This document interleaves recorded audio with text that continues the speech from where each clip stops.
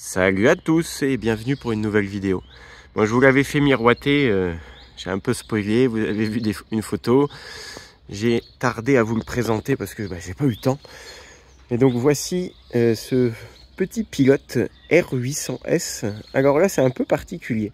Je suis vraiment content de vous le montrer parce que ce véhicule là, c'est pas une recherche abonnée. Il n'est pas en transit. C'est un véhicule que j'ai acheté pour moi, pour me faire plaisir en fait. Et pour en faire un joli petit projet que vous allez pouvoir suivre en fait tout au long de plusieurs vidéos qui vont s'étaler sur plusieurs mois je pense, avec dans l'idée en fait de garder l'esprit vintage, donc l'apparence de ce véhicule en vintage, intérieur, extérieur, ou plutôt extérieur et intérieur, tout en le modernisant avec des équipements de la dernière génération en solaire, en gestion Bluetooth, etc. Éclairage LED, intensité réglable, port USB, etc. Faire une grosse révision dessus aussi, ce que les gens font rarement sur des véhicules de cet âge-là, c'est-à-dire que là, j'y vais pas du tout à l'économie, je fais tout ce qu'il y a à faire.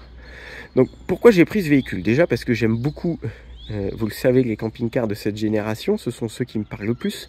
Puis j'ai une petite affection pour la marque Pilote de cette époque, certainement parce que mon premier camping-car perso, quand j'avais 20 ans, était une Capucine Pilote des années 80.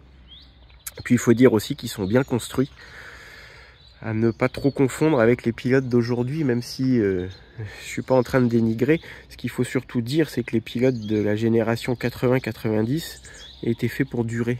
C'est quand même la marque leader, c'est la marque qui a démocratisé le camping-car en France, et qui a aussi quasiment inventé l'intégrale comme celui-ci en 1985 déjà. Et ils avaient une bonne maîtrise. Bon, ils ont des défauts comme tous, mais dans l'ensemble la construction était plutôt bien maîtrisée. Alors là on est sur un R800S de 1991, donc c'est la toute dernière année avant de passer à la carrosserie des Galaxy, des intégraux Galaxy, comme j'ai déjà présenté, qui sont beaucoup plus arrondis, avec des bas de caisse en aluminium. Et finalement, alors moi je préfère, je crois, la ligne de ces modèles là, parce que je trouve que ça fait un peu van américain. J'aime beaucoup l'idée de la casquette en polyester là au-dessus du pare-brise, et puis les arches de roue arrondies. J'ai jamais été très fan sur les Galaxy des passages de roues plats qui dissimulent les roues. Je trouve que ça fait caravane. Bon, c'est mon avis. Et ce gros pare-choc avant avec cette calandre énorme là. Bon, c'est hyper kitsch, hyper vintage, mais j'aime bien. J'aime bien, je trouve qu'il a une bonne gueule. Et puis en plus, dans ces années-là, là en 91, autant sur les capucines et les profilés, on a des bandes de couleurs là qui sont un peu saumon. Là. Si vous vous rappelez une capucine que j'avais présentée, c'est moyen. Là, sur la série des intégraux, des 800, enfin des 800 ou 700, ça dépend de la taille, on est sur des tons de gris, dégradés de gris là. Et je trouve que ça passe pas mal. Donc là, le 800, c'est quasiment le plus gros de la gamme. C'est ce qui se faisait de mieux à l'époque. Ça valait un petit peu plus de 300 000 francs hors option en 91. On avait déjà toute la face avant en polyester, avec le toit qui vient en recouvrement jusqu'ici. Bon, après, on vient sur de la tôle d'alu, avec un toit renforcé derrière. Tout le reste étant en tôle d'aluminium. Et on a la face arrière en polyester aussi. Donc là, je ne peux pas vous le présenter sous tous les côtés. Il est un peu coincé sur sa place de stationnement. Mais voilà, tout ça c'est du polyester qui vient recouvrir jusqu'en haut. Bon, vous allez me dire, il paraît en super état. Effectivement, il est quand même en très bon état. Vu ce qui se fait habituellement, quand on pense à l'âge qu'il a, il est d'origine. Il a un intérêt majeur, hein. On est sur une base de J5 2,5 litres turbo diesel, donc 97 chevaux avec la direction assistée. Les roues en 16 pouces, c'est comme ça qu'on les reconnaît. Donc on ne peut pas faire plus puissant sur ce qui se faisait à l'époque. Hein, je continue à le dire, ça roule plutôt bien. C'est pas un foudre de guerre, mais ça se déplace. La direction assistée est souple, et puis l'avantage sur les intégraux, c'est que ils ont réisolé toute la planche de bord. Et c'est quand même beaucoup moins bruyant que quand on est sur la cabine classique. Donc celui-ci, il a quelques aspects sympas. Bon, j'ai beaucoup de choses à revoir pour le rendre à mon goût et vraiment présentable pour moi. Bon là je suis sûr qu'il plairait déjà à beaucoup de monde, mais moi il me plaît pas encore. C'est une bonne base de travail. Dans les avantages, moi quand je l'ai acheté dans l'état, il n'était pas en annonce, hein, c'est une abonnée de la chaîne qui me l'a proposé, qui en avait pris soin le plus qu'elle pouvait, mais dans la limite de ses possibilités, de ses moyens. Bon, enfin bref, elle l'avait acheté à quelqu'un qui n'était pas très sérieux. Et elle a eu beaucoup de frais à faire et des surprises. Et donc moi je continue avec ces surprises et je vais devoir les régler. Mais dans les avantages, on a une structure qui est très saine. C'est-à-dire il n'est pas du tout pourri du tout. Les arrières sont bien. Il n'a jamais pris l'eau de la cellule. Partout. Vous verrez dedans dans les placards, etc. Il est d'origine. Il n'y a pas du retapissage avec du liège, avec du lambris, rien du tout. Il est tel quel. Il y a un peu de travail dans le passage de roue là. Moi je vais tout démonter et tout refaire pour régler le défaut de conception d'origine qu'ils ont même sur les Galaxy des années d'après où c'est pas assez protégé et où les projections d'eau finissent toujours par abîmer le bois. Donc là c'est un peu malade, j'ai des heures de boulot qui m'attendent derrière pour faire quelque chose de propre. Je vais d'ailleurs lui mettre des bavettes aussi qu'il n'a pas pour éviter d'avoir des soucis dans le futur. Gros avantage, il n'a que 78 000 km d'origine. J'ai réussi à faire certifier par un truc type Istovec. J'ai bien la continuité de tous les contrôles techniques. Il a bien 78 000 km, ce qui est assez rare. Il devrait plutôt en avoir 180 ou 200 000, mais enfin bref, 78 000, voilà, c'est chouette. En sachant que les deux premiers propriétaires l'ont gardé 12 ans chacun, donc ça fait 24 ans de possession avec deux propriétaires. Excusez-moi hein, pour mon léger rhume, je fais de mon mieux. Ensuite, ce qu'on peut dire, bon, d'extérieur, moi je vais le laisser le plus d'origine possible.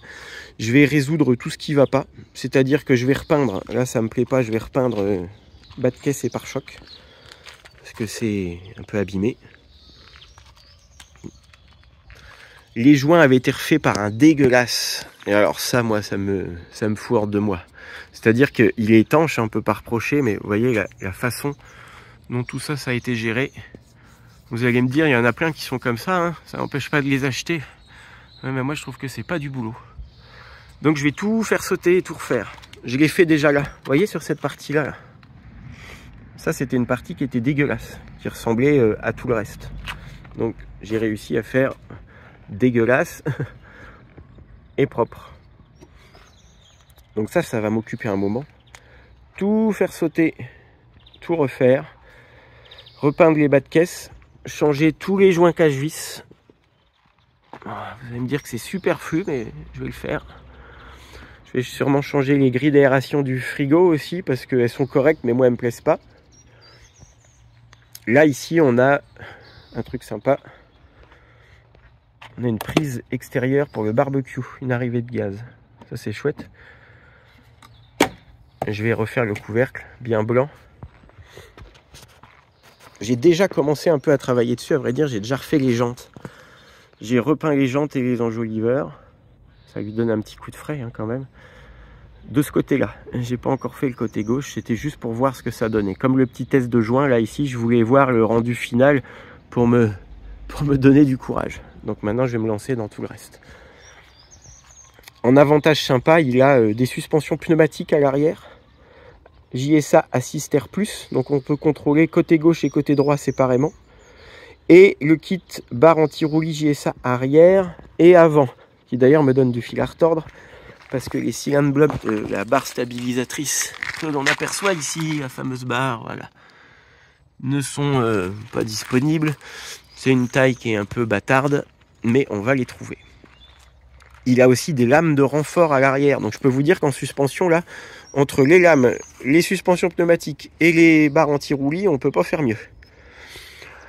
Ensuite, on a un grand store, ça c'était sympa. On a le marchepied électrique déjà. Il y a, vous avez aperçu tout à l'heure, on a un porte-vélo qui est monté sur un bâti très costaud avec une prise d'attelage supplémentaire parce que le porte-vélo vient certainement cacher la plaque d'immatriculation. On ne peut pas faire autrement avec la grande vitre arrière. Et puis alors il a un équipement très rare sur un camping-car de cette époque-là, c'est qu'on a des vérins de stabilisation arrière et avant. Je sais pas si là on va aller voir. Hop, des vérins Atwood qui se descendent d'un clic et qui permettent de stabiliser tout le camping-car. Ça, c'est plutôt sympa. Je vais essayer de vous montrer un petit peu le côté gauche. Là, je vais faire refaire aussi, je vais pousser le détail. Vous voyez les stickers là qui sont propres. Moi, il est pourri sur le capot. Je vais faire refaire par un sérigraphe, de même que la petite bande grise ici.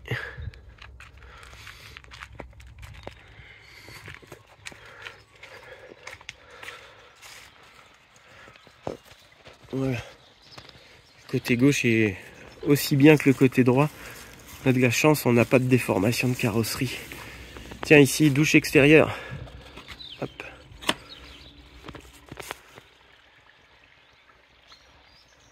Vous voyez, on a quelque chose qui est très correct. Une fois que les joints seront refaits, là, on a un système SOG anti-odeur avec le petit ventilateur électrique pour les toilettes. Option sympa aussi. De l'ancien équipé comme du moderne. C'est pour ça que je veux perfectionner le système en fait et continuer dans le move des équipements modernes en gardant cette jolie apparence.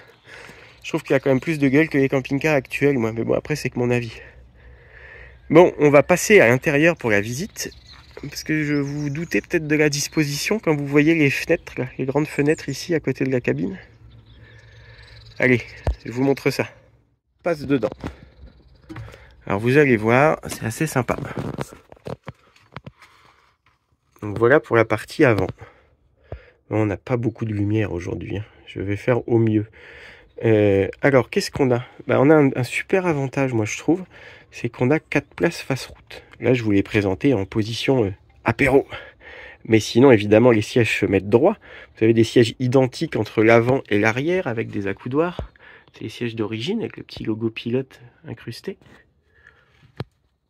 Donc ça vous fait 4 vraies places face route, avec 4 ceintures, c'est important de le souligner, ce qui n'était pas toujours le cas, loin de là des camping-cars de cette époque-là où il y avait souvent des ceintures que place avant. Donc ça donne une grande latitude de mouvement. Hop. Avec beaucoup de place. Les grands rangements. Là on vient mettre le pied de la table, par exemple, le pied de la petite table ici. Et puis vous avez une cabine qui est quand même assez agréable pour un vieux véhicule comme ça.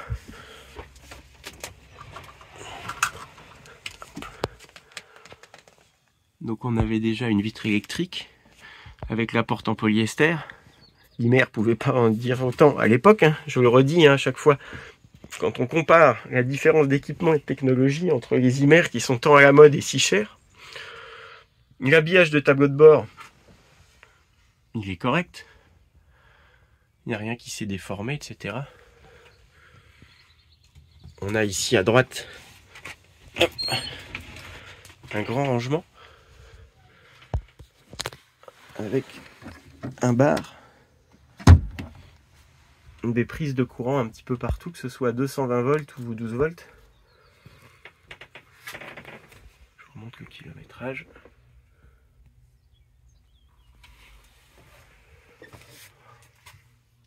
Plancher plat, puisqu'on est sur un intégral, donc ils l'ont fait continuer jusqu'au bout, ça c'est bien aussi. Donc il y a un parquet qui a été remis il y a quelques temps dessus. C'est plutôt pas mal.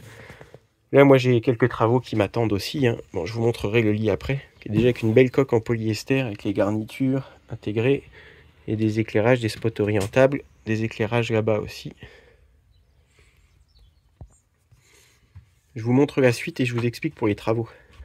On passe derrière. Voilà.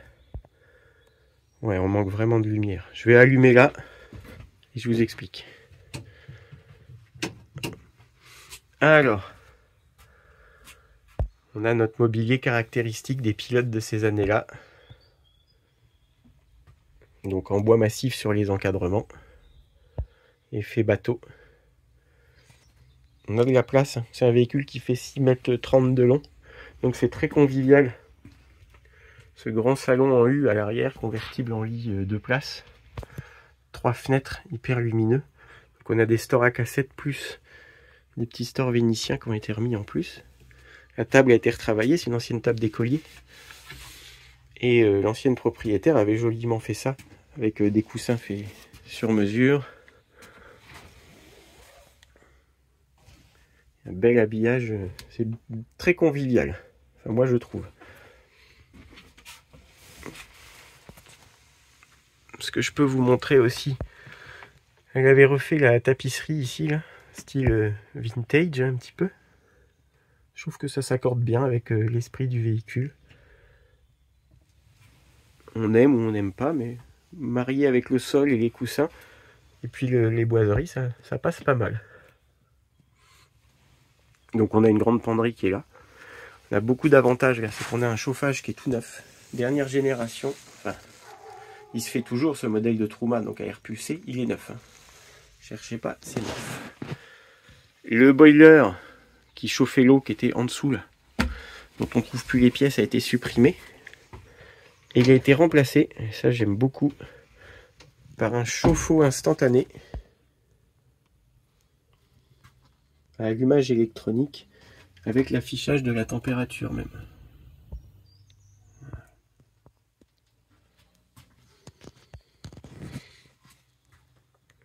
Donc vous tournez le robinet, il déclenche tout seul, vous avez à vous occuper de rien du tout, il n'y a rien à allumer, rien à faire chauffer, et l'eau chaude arrive.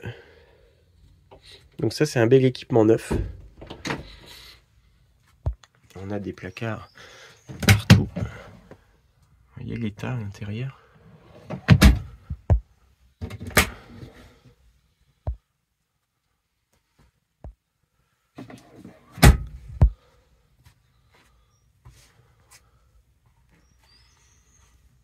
Et ici la cuisine, avec là aussi avantage, un frigo qui est tout récent, puisqu'on a un Dométic qui a racheté Electrolux il y a quelques années. Donc il respecte, c'est le même principe que ceux de l'époque, là, avec l'allumage électronique pour le gaz, avec le piezo. Hop, si je peux même pas l'ouvrir d'une main. Hop. Voilà, c'était mieux comme ça. Vous voyez, il est impeccable. Je vais le renettoyer un petit coup, mais il fonctionne très bien. Et surtout, c'est un frigo qui est d'après 2010. Hein. Il n'est pas de 91. On a une cloison de séparation qui permet de fermer les deux chambres, les deux parties, on va dire. Ça fait deux pièces indépendantes. Et puis, je vais vous emmener dans le cabinet de toilette, où j'ai un peu de travail aussi qui m'attend. Il est dans son jus. Je vais allumer la lumière. Alors, on a un volume qui est sympa. Il n'y a pas de douche séparée, mais on a un grand bac à douche central où c'est tout à fait possible de venir se doucher via le rideau. Là, je suis en train de bricoler le lanterneau, là. Je vais le changer. La chance, c'est qu'on a notre tapisserie d'origine. Bouche de chauffage. Partout, la tapisserie d'origine. Ça, c'est moins en moins trouvable. Souvent, ils ont été refaits. Et je vais... le lavabo est un peu abîmé ici, un peu fendu, un peu jauni. Je vais tout re-résiner. Je veux garder l'esprit d'origine. J'avais hésité à le faire sauter, à mettre un lavabo sur une table en bois avec un truc un peu plus moderne. Mais en vrai, je trouve que c'est bien comme ça. J'aime pas le bricolage. Donc, je vais essayer, tenter de le refaire bien. Si ça me plaît pas, je ferai tout sauter, mais je vais au moins essayer. Puis refaire tous les joints proprement et tout blanchir. On a une bonne base.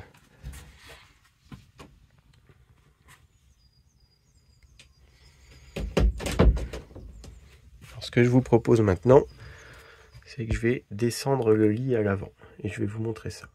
Donc voilà, le lit de pavillon est descendu. On peut encore utiliser les sièges là si on veut. Donc vous voyez qu'on a une belle hauteur sous plafond. L'avantage de ces modèles comparé au Galaxy et la série d'après, c'est que c'est beaucoup moins plongeant de l'avant.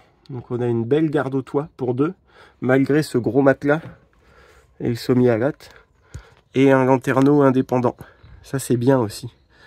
Donc les tissus ont été refaits, voilage opaque, etc. Tout ça c'est neuf. Donc ça donne un lit plutôt agréable. On a nos garnitures de pavillon d'origine partout, il n'y a rien qui a bougé, tout est vraiment en bel état. Donc là j'ai beaucoup de projets aussi à l'intérieur.